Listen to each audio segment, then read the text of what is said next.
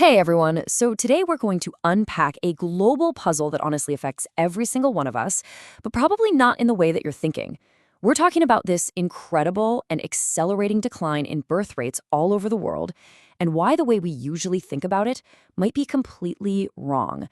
Okay, let's just start with a single, pretty shocking number, 0.68. Just let that sink in for a second. That is the current fertility rate in South Korea. It is the lowest in the entire world. What it means is that the average woman there is expected to have less than one child in her lifetime. But, this number isn't just some random statistic. It's a huge flashing signal of a massive global shift that we really need to get our heads around. And that really brings us to our first section here, the Great Decline. Because what's happening in South Korea, it's not some isolated fluke. Nope. It is the very sharpest point of a trend that is sweeping across the entire developed world. And the numbers, well, they're pretty staggering.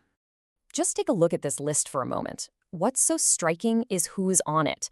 We're talking South Korea, Hong Kong, Japan, China, Italy. These aren't small, obscure nations, right? These are major global economies, and their birth rates are just astonishingly low. We're talking only about 4 to 6 births for every 1,000 people in a year. So what's the big takeaway here? Well, a clear pattern starts to emerge. East Asia is right at the epicenter of this whole thing, as we saw with South Korea, Hong Kong, Japan, and China. But the trend is also sweeping through Europe. This is very much a developed world story where fertility rates are dropping way, way below that magic number of 2.1 children per woman. That's the number you need just to keep the population stable. But is the story really as simple as people are just having fewer kids? Well, not exactly. And that brings us to a tale of two very different numbers, because sometimes a single statistic can be, well, pretty deceiving. And this gets to the real heart of the matter. Is this dramatic decline we're seeing a permanent drop, a new normal, if you will? Or is it more of a temporary dip that's just caused by people deciding to have kids later in life? To really unpack this, let's take a look at Denmark as a great case study. Okay, stick with me here, because this is super important. On the left, you've got something called period fertility. Think of it as just a snapshot in a single year. And for Denmark, right now, that's at a record low of about 1.5. But that number can be really misleading if women are just delaying having kids. So, on the right, we have cohort fertility. This tracks a group of women over their entire lifetime to get the full story. And that number is a bit higher, around 1.7.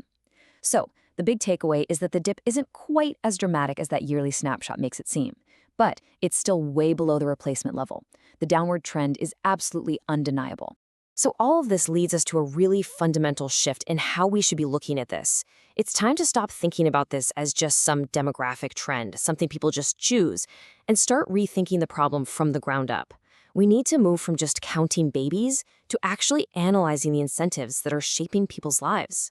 And this quote, it gets to the absolute heart of it. We need to be thinking about this as an incentive design problem. That idea changes everything. What if the issue isn't that people don't want children anymore?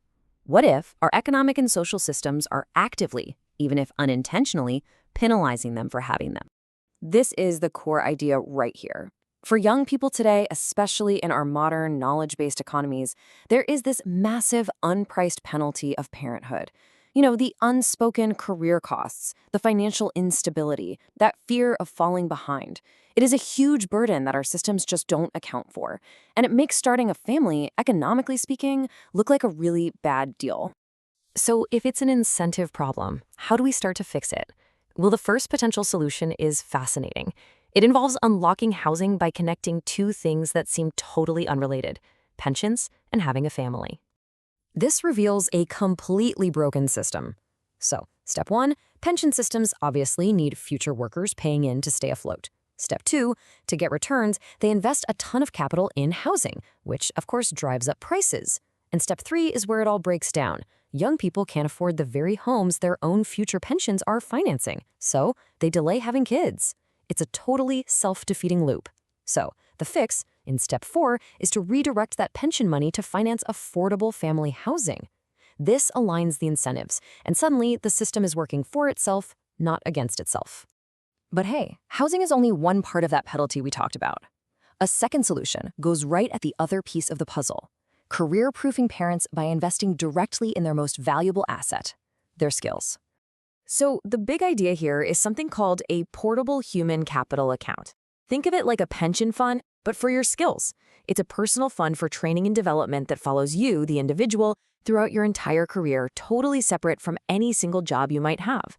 So how would this actually work? First, you target it at the 20 to 35 age group, right at that moment when big career and family decisions collide. Second, and this is the really key part, the fund follows the person, not the job.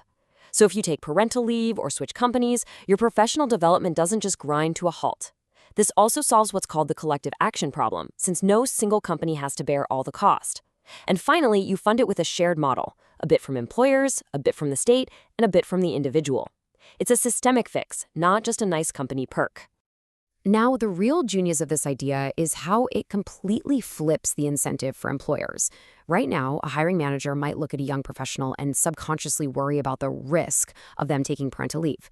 But if that person's skills are being funded externally, they're no longer a risk. They're a valuable asset that someone else is paying to improve.